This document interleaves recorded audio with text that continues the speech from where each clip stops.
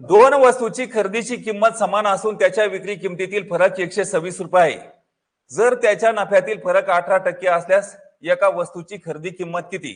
खरेदी किंमत काढायची म्हणून खरेदी किंमत उजव्या साईडनं लिहा, जे काढायचं ते उजव्या साईडनं, आणि डाव्या साईडनं काय लिहायचं सांगा? फरक लिहायचा आहे. तर मग आता सांगा 18% म्हणजे काय सांगा? 100वर 18. 18% म्हणजे काय? मग 18 फरक कोणावर आहे? 100. आणि 100 आपण काय मानतो? खरेदी किंमत. गांजा फुकल्यासारखं डोळे लावू नको, पेंगू नको, तुला आधी सांगतो मी.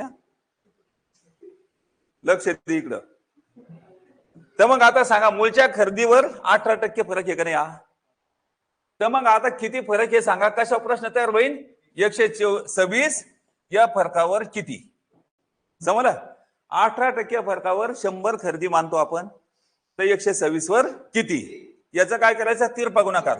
सांगा 126 गुणिला 100 अपॉन 18. मग 18 आणि 126 कोणत्या पाड्यात आहे?